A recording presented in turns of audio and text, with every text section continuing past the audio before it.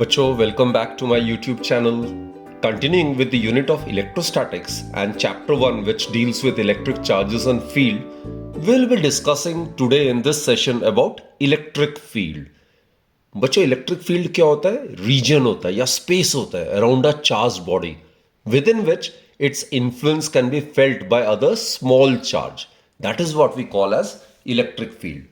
तो बच्चों, electric field को समझने के लिए सबसे पहले हमें सोर्स चार्ज, टेस्ट चार्ज, इसके बारे में पता होना चाहिए. अब बच्चों, नाम से ही पता चल रहा है सोर्स चार्ज क्या होता है. कोई भी पॉइंट चार्ज जो कि इलेक्ट्रिक फील्ड को प्रोड्यूस करता है उसको हम सोर्स चार्ज कह सकते हैं. जबकि दूसरी तरफ इनफाइनेटसिमली स्मॉल चार्ज जो कि एक्सपीरियंस करता है इलेक्ट्रोस्टैटिक फोर्स को in the electric field of a source charge, उसको हम कहते हैं टेस्ट चार्ज. तो बच्चों, सोर्स चार्ज इलेक्ट्रिक फील्ड जो है that is due to a source charge. और ये टेस्ट चार्ज वैनिशिंगली स्मॉल होता है और ये सिर्फ सोर्स चार्ज की वजह से जो इलेक्ट्रिक फील्ड सेटअप होगा उसको डिटेक्ट करने के काम आता है टेस्ट चार्ज. सो बच्चों, ये ध्यान रखना, टेस्ट चार्ज का जो मैग्नीट्यूड है it should be vanishingly small as compare to the source charge. Right. अब आपको पता ही है ये दोनों चार्जेस एक दूसरे पे equal and opposite force exert करेगा, लेकिन इसकी चार्ज की मैग्नीट्यूड वैनिशिंगली स्मॉल होने की वजह से this test charge cannot alter the position of the source charge, so that the electric field at a point due to the source charge can be measured accurately. क्योंकि ये अपनी position पे ही कायम रहेगा, इसकी पोजीशन ऑल्टर नहीं होगी, तो किसी पॉइंट पे सोर्स चार्ज के कारण जो इलेक्ट्रिक फील्ड है वो हम एक्यूरेटली मेजर कर पाएंगे. Right. So it is for that reason that the magnitude of the test charge should be vanishingly small. It should be infinitesimally small. It should approach to zero actually. Right. जो ये है test charge है, it should approach to zero, इसका जो magnitude है. Clear. And students, ये diagram जरा देखो. सोर्स चार्ज को मैंने कैपिटल क्यू से रिप्रेजेंट किया है. तो ये एक इलेक्ट्रिक फील्ड क्रिएट करता है. ये एक स्पेस प्रॉपर्टी है. ये जो सोर्स चार्ज है ये अपने आसपास के सराउंडिंग को या अपने आसपास के विसिनिटी को मॉडिफाई कर देगा. इस तरीके से ये मॉडिफाई करता है ताकि उसके सराउंडिंग में कोई अगर टेस्ट चार्ज अगर मैं ले आता हूँ, then this test charge under the influence of the source charge will experience an electrostatic force. और उसी space property of the source charge को हम इलेक्ट्रिक फील्ड कहते हैं. राइट. तो बच्चों, ये तो था थ्योरेटिकल डेफिनेशन. तो थ्योरेटिकली क्या होता है? इलेक्ट्रिक फील्ड एक स्पेस प्रॉपर्टी होता है जिसके तहत कोई भी सोर्स चार्ज अपने आसपास के सराउंडिंग को मॉडिफाई कर देता है, जिसकी वजह से कोई भी टेस्ट चार्ज अगर उसके विसिनिटी पे, उसके सराउंडिंग के पास अगर ले आते हैं, then the test charge tends to experience an electric force of attraction और repulsion depending about the nature of the charges. Right. Now let us define the electric field quantitatively. I mean electric field को major कैसे करेंगे हम? तो हम क्या करते हैं बच्चे, यहां से लेके यहां तक डिस्टेंस r मान लेते हैं और मान लेते हैं इस पॉइंट P पे हमने electric field due to this source charge का मैग्नीट्यूड निकालना है, इंटेंसिटी निकालनी है. तो जब हम इस पॉइंट पे इस टेस्ट चार्ज को रखेंगे, then this test charge will experience an electric force and the electric force, उसका जो मैग्नीट्यूड है it would be given by 1/4 pi epsilon naught. एक चार्ज तो कैपिटल क्यू हो गया, दूसरा टेस्ट चार्ज क्यू नॉट हो गया और उनके बीच डिस्टेंस आर है. तो ये मैग्नीट्यूड है. वेक्टर फॉर्म में अगर करोगे तो यहाँ पे आर कैप आ जाना चाहिए. राइट. तो मान लेते हैं ये आर कैप इस डिस्टेंस को रिप्रेजेंट कर रहा है.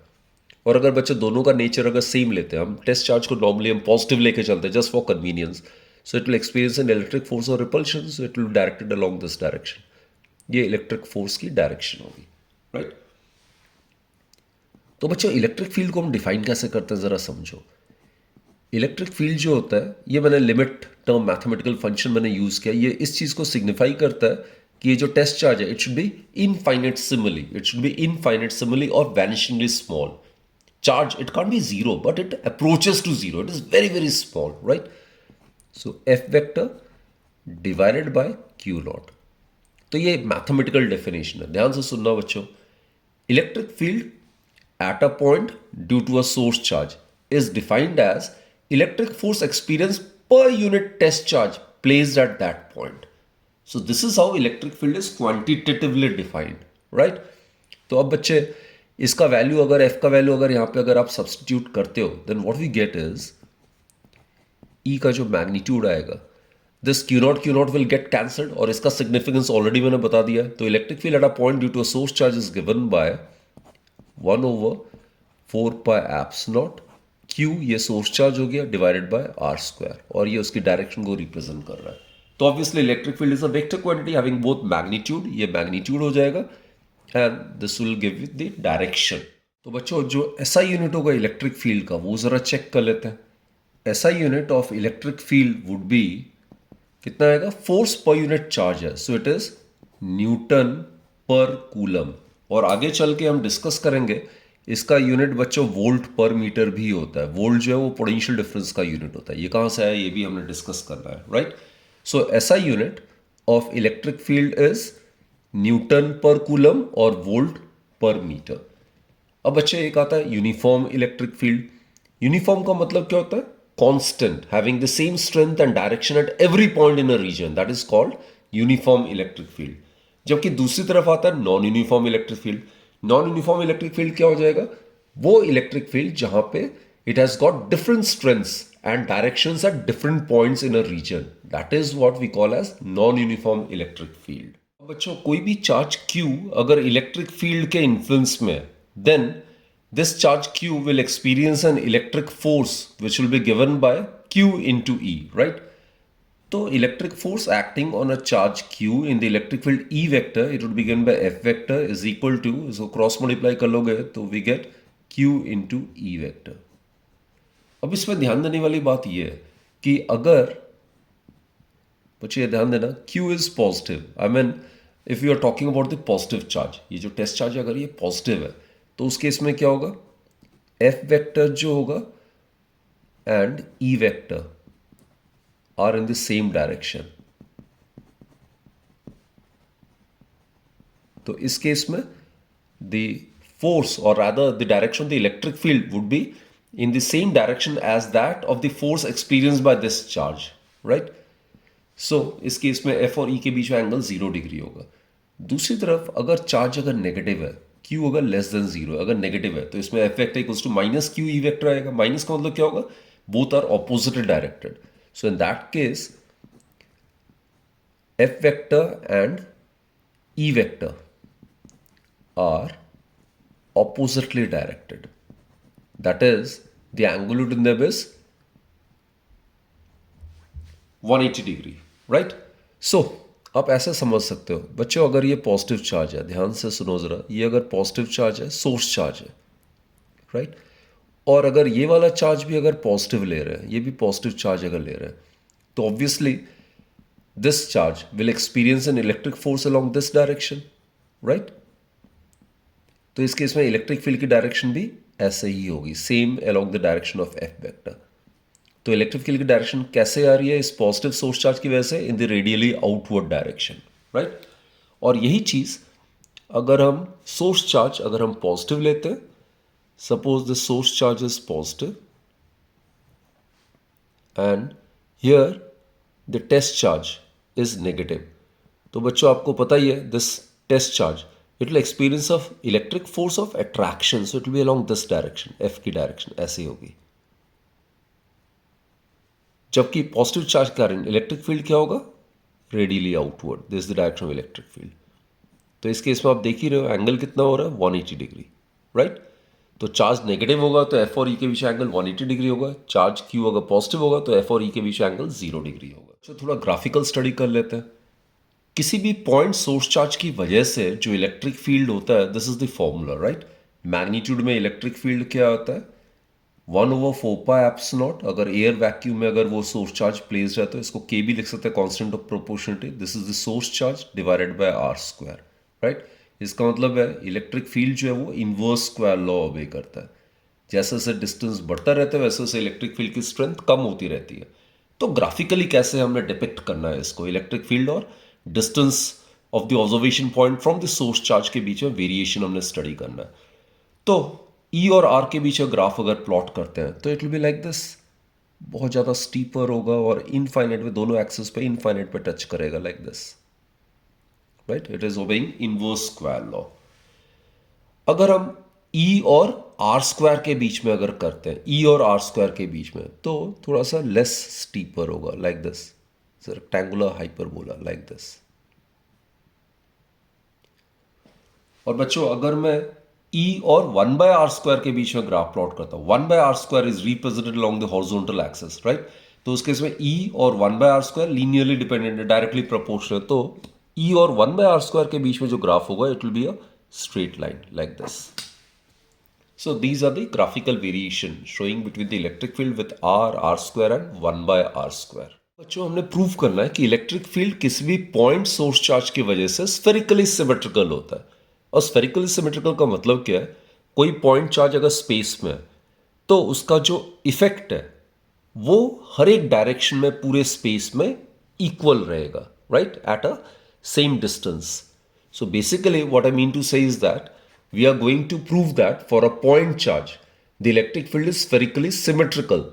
That is, all the three rectangular components of electric field are identical. That is what we are supposed to prove, right? कोई प्रेफरेंशियल डायरेक्शन नहीं होगा कि जहां पे इलेक्ट्रिक फील्ड की स्ट्रेंथ ज़्यादा है या कहीं कम है. तो किसी पॉइंट चार्ज की वजह से इक्वल डिस्टेंस पे, उस पॉइंट चार्ज से इक्वल डिस्टेंस पे किसी भी डायरेक्शन में इलेक्ट्रिक फील्ड की जो इफेक्ट होगा वो बिल्कुल सिमिलर होगा. तो उसको हम स्फेरिकली सिमेट्रिकल कहते हैं. तो इसको प्रूव करने के लिए सपोज बच्चे ये ओरिजिन में हमने ये सोर्स चार्ज ले लिया और ये मान लेते हैं कोई ऑब्जर्वेशन पॉइंट है. इसके कोऑर्डिनेट्स हम मान लेते हैं सपोज x, y और z है. And let us consider the distance of this observation point from the source charge is r, right. Vector form में ये पोजीशन वेक्टर r वेक्टर हो जाएगा. और यहाँ पे अगर इलेक्ट्रिक फील्ड को अगर हम रिजॉल्व करते हैं तो इसके कारण इलेक्ट्रिक फील्ड आपको पता है ये पॉजिटिव चार्ज है, it will be in the radially away direction, right. तो ये इलेक्ट्रिक फील्ड की डायरेक्शन हो गई. This is E vector. इसको मैं तीन कंपोनेंट्स में रिजॉल्व कर सकता हूँ, right. One is along the y direction. इसको मैं ई वाई से रिप्रेजेंट कर रहा हूँ. This is the component of electric field along y direction. Along x direction इसको मैं ई एक्स से रिप्रेजेंट कर रहा हूँ. This is the electric field component along the x direction. और लास्ट वाला कंपोनेंट आ रहा है अलोंग जेड डायरेक्शन, राइट. तो ये जेड एक्सिस के पैरेलल में बना रहा हूँ. So this is the component of electric field along the z direction and all the three are mutually perpendicular to each other. ये सारे आपस में ऑब्वियसली परपेंडिकुलर है. तो बच्चे वेक्टर फॉर्म में जो इलेक्ट्रिक फील्ड होगा, net electric field, it will be represented as E X I cap plus E Y J cap plus E Z के cap.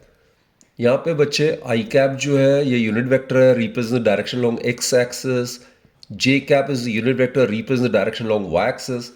And K cap is the unit vector, represent direction along Z axis, right. तो ये तो पहला equation मान लेते हैं. P के coordinate अगर एक्स वाई जेड है तो पोजीशन वेक्टर को कैसे रिप्रेजेंट करेंगे हम? X I cap plus y J cap plus z k cap. This is the second.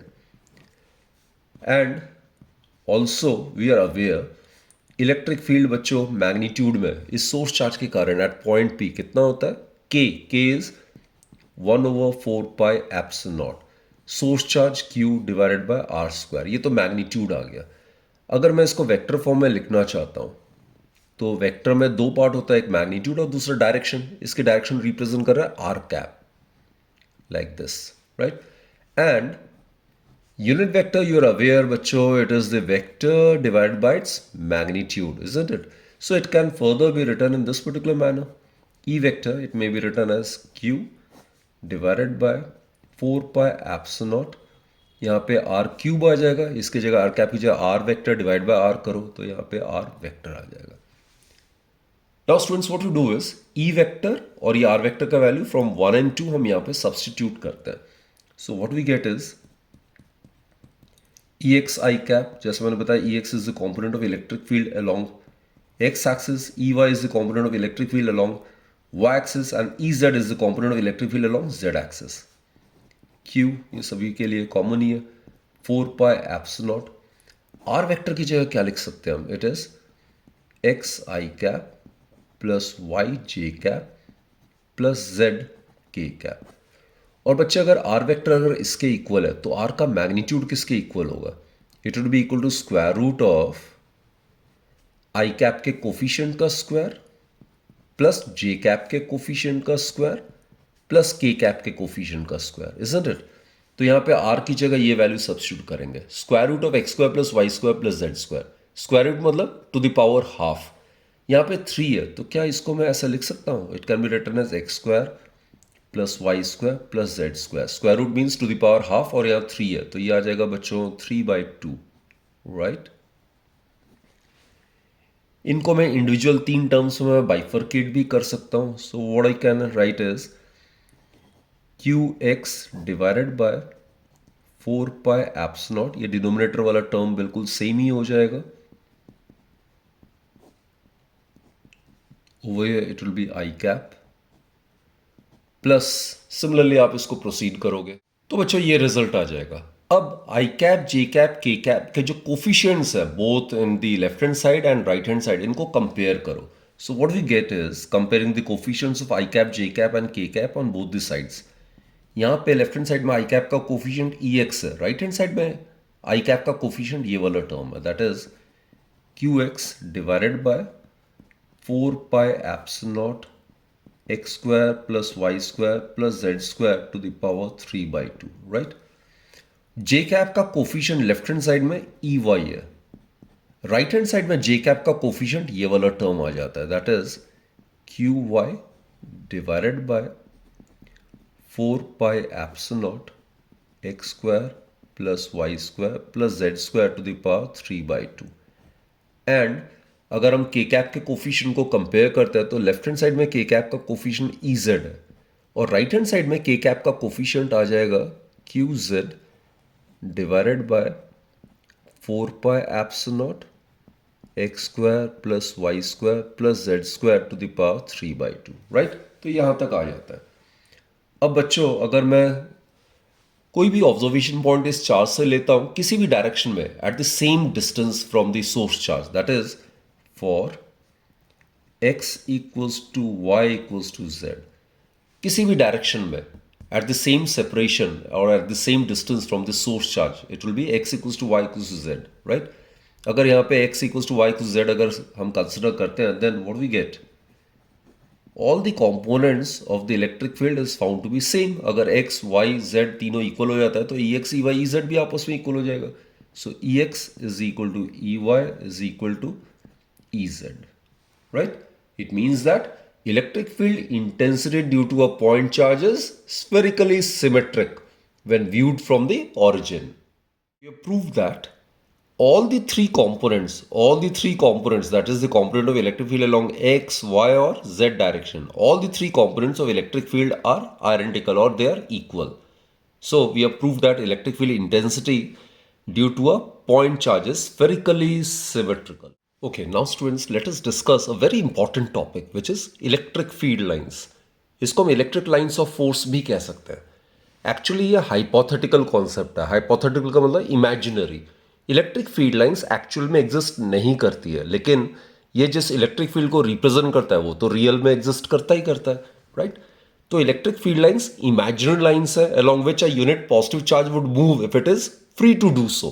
अब इसका मतलब मैं आपको समझाता हूं। सपोज ये पॉजिटिव सोर्स चार्ज है, this is a source charge, right. अब बच्चे यहां पे हमने मान लिया यूनिट पॉजिटिव टेस्ट चार्ज को पॉजिटिव माना है हमने, this is test charge positive. अब मैंने आपको पहले ही बताया इसका जो मैग्नीट्यूड है वो वैनिशिंगली स्मॉल होता है। So as a result what happens is it will experience electric force और repulsion due to this positive source charge and it will tend to move along this direction. अगर ये यूनिट टेस्ट चार्ज फ्री है तो ये इस direction में move करेगा, right. और जिस डायरेक्शन में ये unit positive test charge move करेगा वही डायरेक्शन इलेक्ट्रिक फील्ड की होगी। तो इस सोर्स चार्ज के कारण इस पॉइंट P पे जो इलेक्ट्रिक फील्ड की डायरेक्शन है that will be in the away direction, this is the direction of the electric field. तो अगेन मैं रिपीट कर रहा हूं, electric field lines imaginary lines होता है और ये पाथ होता है, इमेजिनरी पाथ होता है along which a unit positive test charge would move if it is free to do so. अगर ये पॉजिटिव सोर्स चार्ज है तो उसकी वजह से इलेक्ट्रिक फील्ड की डायरेक्शन क्या होगी, जिस डायरेक्शन में ये पॉजिटिव टेस्ट चार्ज मूव करेगा वही इलेक्ट्रिक फील्ड लाइन की डायरेक्शन होगी और वही इलेक्ट्रिक फील्ड की डायरेक्शन को रिप्रेजेंट करेगा, राइट। अब यही चीज इस केस में समझो जरा, अगर नेगेटिव सोर्स चार्ज है और वही पॉइंट P ले लेते हैं, अब यहां पे ये पॉजिटिव टेस्ट चार्ज हमने माना है, तो अब क्या होगा बच्चों, ये जो पॉजिटिव टेस्ट चार्ज Q0 है it will experience an electric force of attraction. तो ये अट्रैक्टिव फोर्स एक्सपीरियंस करेगा, it will be like this. तो अगर ये टेस्ट चार्ज अगर फ्री है मूव करने के लिए तो किस तरफ मूव करेगा ये? Towards the centre of the source charge, right? तो जिस डायरेक्शन में unit positive test charge move करेगा वही इलेक्ट्रिक फील्ड लाइन को रिप्रेजेंट करता है, और वही electric field line electric field के डायरेक्शन को रिप्रेजेंट करता है। तो कहने का मतलब है किसी भी नेगेटिव सोर्स चार्ज के कारण किसी पॉइंट पे इलेक्ट्रिक फील्ड की जो डायरेक्शन है that is towards the centre of the negative source charge. तो बच्चे इलेक्ट्रिक फील्ड की डायरेक्शन क्या होगी? पॉजिटिव सोर्स चार्ज के कारण रेडियली आउटवर्ड और नेगेटिव सोर्स चार्ज के कारण रेडियली इनवर्ड। फील्ड लाइंस के कुछ इंपॉर्टेंट से प्रॉपर्टीज हम डिस्कस कर लेते हैं, राइट? फील्ड लाइंस जैसा मैंने कहा हमेशा पॉजिटिव चार्ज की वजह से क्या होता है? रेडियली आउटवर्ड, और नेगेटिव सोर्स चार्ज की वजह से क्या होता है? Radially inward. तो अगर कोई सिस्टम ऑफ चार्जेस है जिसमें पॉजिटिव चार्ज भी है और नेगेटिव चार्ज भी है, तो उस केस में फील्ड लाइन को कैसे रिप्रेजेंट करोगे? इट इमेनेट्स या स्टार्ट्स या initiates from the positive charge and terminates at the negative charge, like this. ये डायरेक्शन हो जाएगा, स्टार्ट करता है पॉजिटिव चार्ज से और एंड करता है नेगेटिव चार्ज में। और बच्चों ये जो इलेक्ट्रिक फील्ड लाइन है जो कि इलेक्ट्रिक फील्ड को रिप्रेजेंट करता है, ये बॉडी जो चार्ज बॉडी है उसके सरफेस से हमेशा परपेंडिकुलर पे इमेनेट करता है या टर्मिनेट करता है, always at right angle, right? तो ऐसा कर्व्ड भी हो सकता है, like this, it can B curved. तो बाहर भी निकल रहा है चार्ज बॉडी के परपेंडिकुलर और एंटर भी कर रहा है नेगेटिव चार्ज बॉडी के परपेंडिकुलर। और बच्चा दूसरा है, अगर फील्ड लाइन अगर स्ट्रेट है तो कोई पॉइंट ही नहीं है, एक पॉइंट है तो यहाँ पे डायरेक्शन फील्ड का ऐसे ही हो जाएगा डायरेक्शन। अगर कर्व्ड है तो at any point the direction of the electric field is given by drawing a tangent at that particular point. यहाँ पे डायरेक्शन ऑफ इलेक्ट्रिक फील्ड इस तरीके से हो जाएगा, right? So again I am repeating, suppose the field line is curved like this, ये field line है इस डायरेक्शन में यहाँ से यहाँ। तो अगर इस पॉइंट पे आपने अगर इलेक्ट्रिक फील्ड निकाला पॉइंट पी पे, तो आपने ये जो कर्व लाइन बनाया हुआ है इस पॉइंट पे आपने उसका टेंजेंट ड्रॉ करना है। This will give you the direction of the electric field, right? फिर बच्चे फील्ड लाइंस कभी भी आपस में इंटरसेक्ट नहीं करती है। क्यों नहीं करती है? क्योंकि मान लेते हैं कि दो फील्ड लाइंस आपस में इंटरसेक्ट कर रहा है। ये पहला फील्ड लाइन है, suppose this is the first field line, and let us consider this to be the second field line, ये दूसरा फील्ड लाइन है। और सपोज कर लेते हैं पॉइंट पी है, यहाँ पे दोनों फील्ड लाइन इंटरसेक्ट कर रहा है। नाउ व्हाट हैपेंस इज, अगर मैं पॉइंट पी पे पहला वाला फील्ड लाइन अगर कंसिडर करता हूं तो उसकी वजह से पॉइंट पी पे direction of electric field would B along this direction by drawing a tangent at that particular point, right? And at the same point P, if I consider the second field line, then at point P, the direction of the electric field would be again by drawing a tangent, it will be along this direction. तो आप समझ रहे हो, एक ही point P पे electric field की ये दो अलग अलग डायरेक्शन आ रही है, जो कि ऑब्वियसली फीजिबल नहीं है, जो कि ऑब्वियसली पॉसिबल नहीं है। क्योंकि बच्चों किसी भी रीजन में किसी भी पर्टिकुलर पॉइंट पे इलेक्ट्रिक फील्ड की कोई पर्टिकुलर या यूनिक डायरेक्शन ही हो सकती है। So since electric field at a point can possess only a unique or a particular direction, therefore field lines can never intersect each other, because if they do intersect, then at the point of intersection there will be two different directions of electric field, which is obviously not feasible. Uniform electric field जैसे मैंने कहा है, एक given reason में electric field की strength और उसकी direction बिल्कुल सेम होनी चाहिए। तो डायग्रामेटिकली हम इसको रिप्रेजेंट करते हैं by set of equidistant parallel lines. ये इक्विडिस्टेंट पैरेलल लाइंस ये यूनिफॉर्म इलेक्ट्रिक फील्ड को रिप्रेजेंट कर रहा है, राइट? इस रीजन में किसी भी पॉइंट पे इलेक्ट्रिक फील्ड की स्ट्रेंथ और उसकी डायरेक्शन बिल्कुल सेम है। जबकि नॉन यूनिफॉर्म इलेक्ट्रिक फील्ड में बच्चों ऐसा कर्व्ड होगा, और कहीं पे फील्ड लाइंस जो होगा वो ज़्यादा क्राउडेड होगा और कहीं पे लेस क्राउडेड होगा। तो इस केस में ये रिप्रेजेंट करता है कि इलेक्ट्रिक फील्ड की जो स्ट्रेंथ है और डायरेक्शन है वो different points in the region में डिफरेंट है। तो यहाँ पे आपको ध्यान देना चाहिए, जिस रीजन में इलेक्ट्रिक फील्ड लाइंस ज़्यादा क्राउडेड है वहाँ पे इलेक्ट्रिक फील्ड की स्ट्रेंथ ज़्यादा है, एंड जिस रीजन में इलेक्ट्रिक फील्ड लाइंस थोड़े लेस क्राउडेड है वहाँ पे इलेक्ट्रिक फील्ड की स्ट्रेंथ कमज़ोर है। तो सपोज यहाँ पे ये रीजन ए मान लेते हैं और ये वाला रीजन बी मान लेते हैं, तो डेफिनेटली इलेक्ट्रिक फील्ड का मैग्नीट्यूड जो है in region A is greater than the magnitude of the electric field intensity in region B. So the relative closeness of the field lines in a region gives an estimate of the strength of the electric field in that particular region. जो और properties हम discuss कर लेते हैं, जो electric field lines है they exert a lateral pressure upon each other, और ये लैटरल प्रेशर एक्सर्ट करना ये इस चीज को बताता है कि दो लाइक चार्जेस के बीच में there exist an electric force of repulsion. This we will show with the help of a diagram as well, right? Then electric field lines जो है वो लॉन्गिट्यूडनली यानी कि लेंथ वाइज कॉन्ट्रैक्ट करता है। ये प्रॉपर्टी ये दर्शाता है कि दो अनलाइक चार्जेस के बीच में there exist electric force of attraction. फिर बच्चों इलेक्ट्रिक फील्ड लाइंस कंडक्टर के अंदर से कभी पास नहीं करती है। क्यों? क्योंकि कंडक्टर के अंदर इलेक्ट्रिक फील्ड जीरो होता है। ये भी हमने सब्सिक्वेंट सेशंस में हमने ये डिस्कस करना है। अभी के लिए फिलहाल आप ये समझो जरा, suppose this is a conductor, right? Conductor, अगर ये कंडक्टर है, suppose this is a conductor, conductor के अंदर इलेक्ट्रिक फील्ड जीरो होता है। Just do remember it, will discuss it and I will explain it. So inside the conductor the electric field is zero, और जहां electric field zero होगा उसके अंदर कोई फील्ड लाइंस होगी नहीं। अब इलेक्ट्रिक फील्ड अगर बाहर एग्जिस्ट कर रहा है तो वो इस तरीके से मॉडिफाई हो जाएगा। तो देखो बच्चे, इस तरीके से, लाइक दिस। एक्सटर्नल फील्ड पहले अगर एग्जिस्ट कर रहा था इस तरीके से यूनिफॉर्मली, तो अब अगर कंडक्टर अगर यहाँ पे कहीं रख देंगे तो फील्ड लाइन इस तरह से मॉडिफाई हो जाएगा। और मैंने पहले ही कहा है कि फील्ड लाइन हमेशा कहाँ होता है, किसी बॉडी पे परपेंडिकुलर डायरेक्शन में एंटर करता है और लीव भी करता है परपेंडिकुलर डायरेक्शन में, right? So it leaves and it enters the surface always at right angle, like this. The diagram would be like this.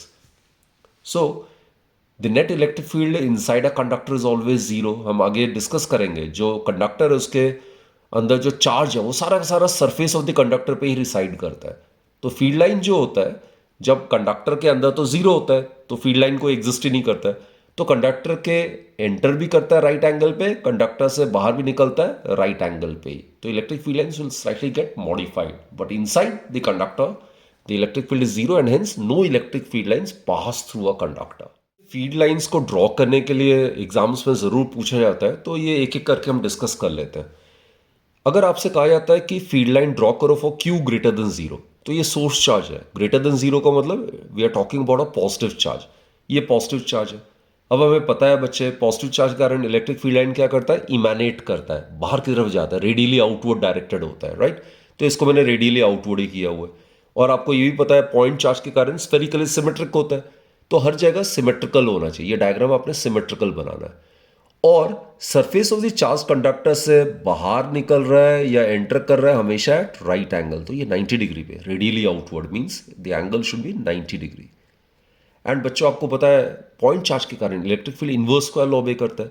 जैसे से ऑब्जर्वेशन पॉइंट का डिस्टेंस सोर्स चार्ज से ज़्यादा होता जाएगा वैसे से इलेक्ट्रिक फील्ड की स्ट्रेंथ कम होती जाएगी। और जैसे से इलेक्ट्रिक फील्ड की स्ट्रेंथ कम होगी तो उसके लिए जो एरो रिप्रेजेंट कर रहा है उसकी लेंथ भी कम होती जाएगी, राइट? तो जैसे से आगे आप बनाओगे दूरी पे तो उसके एरो का लेंथ आपने रेडियली आउटवर्ड रखना है और उसका लेंथ कम से कम करते जाना है। तो ये रिप्रेजेंट करता है फील्ड लाइंस को due to a positive source charge. अब बच्चे field lines due to a negative source charge की अगर बात करें तो सेम ऐसे ही डायग्राम होगा, जस्ट एरो का जो डायरेक्शन है वो इन्वर्ट हो जाएगा। नेगेटिव चार्ज के कारण फील्ड लाइन क्या होता है या इलेक्ट्रिक फील्ड क्या होता है, वो रेडियली इनवर्ड एक्ट करता है, right? It ends terminates at the negative charge. तो यहां पे भी इनवर्स का लॉ ऑबे कर रहा है। तो जो बिल्कुल चार्ज के करीब पॉइंट होगा वहां पे इलेक्ट्रिक फील्ड की स्ट्रेंथ ज़्यादा होगी, तो वो ज़्यादा लंबे वाले लेंथ वाले एरो से रिप्रेजेंट करेंगे। और सोर्स चार्ज से जो डिस्टेंट पॉइंट होगा उसको आप छोटे लेंथ वाले एरो से रिप्रेजेंट करोगे। तो यहाँ पे डायरेक्शन फील्ड लाइंस का होगा radially inward, again it will B spherically symmetrical. तो ये डायग्राम दोनों सिमेट्रिकल होना चाहिए। तो ये आइसोलेटेड सिंगल सोर्स चार्ज की बात कर रहे हैं हम, पॉजिटिव एंड नेगेटिव चार्ज। अब बच्चे कोई सिस्टम आता है जिसमें दो सोर्स चार्जेस का जो प्रोडक्ट है वो ग्रेटर देन जीरो आ रहा है। अब दोनों का प्रोडक्ट ग्रेटर देन जीरो होने का मतलब है या तो दोनों चार्ज पॉजिटिव होगा या दोनों चार्ज नेगेटिव होगा, राइट? तो मान लेते हैं दोनों चार्जेस अगर पॉजिटिव है तो उस केस में क्या होगा, it will be like this. अब क्या कर रहा है ये, पॉजिटिव के कारण इमैनेट करेगा, बाहर की तरफ जाएगा, लेकिन ये सिंगल आइसोलेट चार्ज नहीं है, ये भी चार्ज है। तो इसके इन्फ्लुएंस में क्या होगा, ये फील्ड लाइन कर्व्ड हो जाएगा, राइट? ये क्या कर रहा है, एक दूसरे पर लैटरल प्रेशर एग्जर्ट कर रहा है। मैंने अभी आपको समझाया था फील्ड लाइंस जो है they exert lateral pressure upon each other. It is suggestive of the fact that there exist electric force of repulsion between the two like charges. ये इस पे प्रेशर एग्जर्ट कर रहा है, ये इस पे प्रेशर एग्जर्ट कर रहा है, राइट? वही डायग्राम यही चीज डिपिक्ट कर रहा है। तो this suggest that there exist electric force और repulsion between two like charges. और बच्चे ध्यान देना, यहाँ पे मैंने एज्यूम किया है कि दोनों चार्जेस का मैग्नीट्यूड लगभग सेम है। तो फील्ड लाइन जितना मैंने यहाँ बनाया है यहाँ पे भी लगभग मैंने उतने ही फील्ड लाइंस बनाए हुए हैं।